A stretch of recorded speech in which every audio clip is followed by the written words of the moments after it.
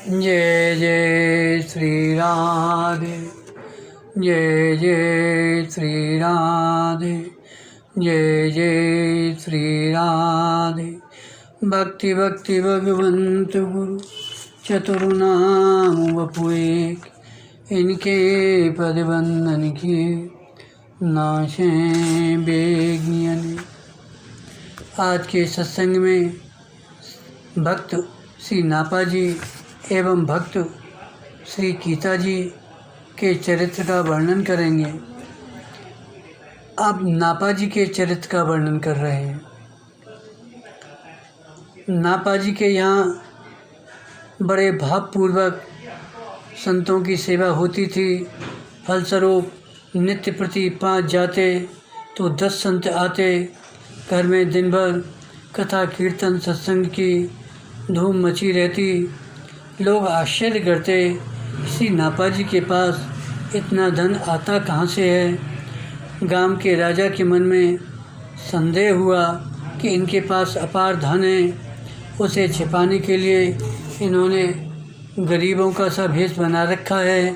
नहीं तो सामान्य खेती बाड़ी से तो परिवार का पालन पोषण ही मुश्किल है।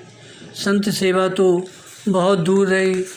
अतः उसने इन्हें दरबार में बुलाया और राज कर के रूप में प्रचुर धनराशि मांगी। परम अकिंचन श्री नापा जी इतना धन कहाँ से लाते। इन्होंने ग्रामाधिपति को बहुत प्रकार से समझाया कि हमारे पास 1 पैसा भी धन का संग्रह नहीं है। भागवत कृपा से संत सेवा होती है, पर उसने एक नहीं मानी। इनके इनकार करने पर उसने इन्हें कारागार में डाल दिया। उधर घर पर संतों की जमात आई। बेचारी पत्नी घबराई कि मैं कैसे संतों का सत्कार करूं। उसने किसी खास आदमी से इनके पास संदेश भेजा कि संत पधारे हैं, इनका सत्कार कैसे होगा। घर पर तो एक आना है न एक दाना। इन्होंने कहल भेजा कि घर के लोटा थाली आदि पात्र बेचकर संतों की सेवा करो, आगे फिर देखा जाएगा। पत्नी ने ऐसा ही किया, लेकिन भला लोटा थाली बेचकर कितने दिन तक संत सेवा होती। आखिर एक दिन ऐसा आ गया कि घर में कुछ भी नहीं रह गया। इनकी पत्नी खुद भूखी मरने लगी। इसी बीच उनके मायके के कुछ लोग आ गए। बेचारी अबला किम कर्तव्य विमूढ़ हो गई। वह ऐसी आपदा में आर्त होकर भगवान को पुकारने लगी।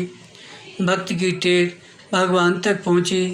भगवान तुरंत ही श्री नापा जी का रूप धारण कर जितने भी बर्तन बेचे गए थे उन सबको छुड़ा लाए। साथ ही और भी भोजन की बहुत सी सामग्री लाकर घर भर दिए। प्रभु कृपा का प्रत्यक्ष चमत्कार देखकर पत्नी बहुत प्रसन्न हुई। उसने खूब संतों एवं मेहमानों का सत्कार किया। उधर ग्राम के अधिपति ने अच्छी तरह जांच पड़ताल करके समझ लिया वस्तु श्री नापा जी गरीब ही हैं, अतः इन्हें छोड़ दिया। जब ये घर आए तो देखे घर तो धन धान्य से भरपूर हो रहा है। पत्नी से पूछे ये सब सामान कहाँ से आया। उसने कहा कि आप कैसी बात कर रहे हैं, अरे आप ही तो कल सायंकाल को सब लाए हैं। श्री नापा जी समझ गए यह सब श्री प्रभु की कृपा का वैभव है। श्री नापा जी कुछ खेती भी करते थे। खेत में जल देने की आवश्यकता थी, परंतु दिन में संत सेवा से अवकाश नहीं मिलता। अतः रात्रि में खेती सींचने लगे, लेकिन पूरी रात जल भरते रहे। सारा का सारा जल बह गया, खेत सूखा ही रह गया। इससे नापा जी कुछ उदास हो गए। तो भगवान इनके पुत्र का रूप धारण करके बोले, पिताजी आप दिन भर संत सेवा में लगे रहने से थक जाते हैं, अतः खेत में जल में भर दूंगा। अब नापा जी खेत की ओर से निश्चिंत हो गए और भगवान जल भरने लगे। एक दिन नापा जी खेत पर गए तो इन्होंने पुत्र को जल भरते देखा, परंतु थोड़ी देर बाद जब घर पर लौटे तो अपने पुत्र को सोते देखा। तब तो इन्हें महान आश्चर्य हुआ। 2-4 बार घर और खेत दोनों जगह पर पुत्र को देखकर ये समझ गए कि मेरा संकट दूर करने के लिए स्वयं भगवान मेरे पुत्र का रूप धारण करके जल भर रहे हैं। अतः ये समीप जाकर पुत्र रूपधारी भगवान का हाथ पकड़ लिए।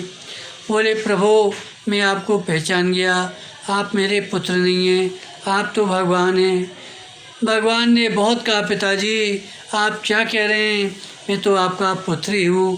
परंतु जब ये एक नहीं माने तब तो विवश होकर भगवान को अपने स्वरूप का दर्शन कराना पड़ा। श्री नापा जी ने विनयपूर्वक पूछा, जय जय आप ऐसा क्यों कर रहे हैं? तब भगवान ने कहा, नापा जी आप नित्य प्रति हमारी और हमारे भक्तों की सेवा करते हैं, तो यदि हमने आपकी थोड़ी सी सहायता कर दी तो इसमें मैंने कौन सा बड़ा उपकार कर दिया। अरे अभी तो मैं आपकी सेवा रूपी ऋण का ब्याज भी नहीं चुका पाया हूँ। श्री प्रभु की यह भक्तवत्सलता सुनकर श्री नापा जी की आँखों में प्रेमाश्रु छलछलाए। भगवान ने भक्त को हृदय से लगा लिया। बोलो भक्त भगवान की जय। अब श्री भक्त श्री गीता जी का चरित्र वर्णन कर रहे हैं। श्री गीता जी का जन्म जंगल में रहने वाली अहेरी जाति में हुआ था, परंतु पूर्व जन्म के किसी शुभ संस्कारवश इनकी संतों में अत्यंत प्रीति थी। ये संत सेवा के लिए विमुखों को लूट लेने में भी संकोच नहीं करते थे। किसी भी प्रकार से धन संग्रह करके संत सेवा करना इनकी दृष्टि में परम पुण्य था। एक बार तो ये संत सेवा निमित्त धन प्राप्ति का कोई अन्य उपाय न देखकर अपनी युवती कन्या को राजा के यहाँ गिरवी रखकर धन ले आए और उससे संत सेवा की। जब राजा की दृष्टि कन्या पर पड़ी तो उसके मन में कोभाव जागा। कन्या को राजा की दुर्वृत्ति का पता चला तो उसने अपने पिता के पास संदेश भेजा। श्री गीता भक्त ने भगवान की शरण ली। उधर कन्या ने भी भगवान से अपनी लाज बचाने की प्रार्थना की। प्रभु ने भक्त की लाज रख ली। राजा जब श्री गीता जी की कन्या के पास गया तो वह उसे सिंगिनी के रूप में दिखाई पड़ी। तब राजा की आंखें खुली।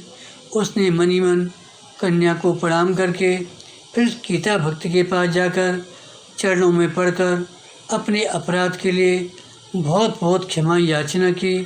इन्होंने अपने साधु स्वभाव का स्मरण करके राजा को क्षमा कर दिया। श्री गीता जी का एक और चरित्र सुनाते हैं। कहते हैं कि एक बार इन्होंने अनेकों पहरों के बीच फौज की छावनी से घोड़ा चुराया और जब किसी पहरेदार ने पूछा तो सच सच बता दिया कि मैं चोर हूँ, मेरा नाम गीता है। परंतु पहरेदार ने इसे इनका विनोद मात्र समझा। उसने सोचा कि फौज के कोई अफसर हैं। जब प्रातःकाल हुआ तो पता चला वह रात्रि को घोड़ा ले जाने वाला व्यक्ति चोर ही था, फौज का कोई अफसर नहीं था। फिर तो नाम के अनुसार खोज आरंभ हुई तो शीघ्र ही फौज के सिपाही पता लगाते लगाते श्री गीता जी के घर पहुंच गए। वहाँ एक घोड़ा भी बरामद हुआ। घोड़े की रूपरेखा भी वैसी थी परंतु रंग बदला हुआ था। छावनी वाले घोड़े का रंग लाल था, इसका श्वेत था। पूछताछ करने पर श्री गीता जी ने पुनः सब बात सही सही बता दी।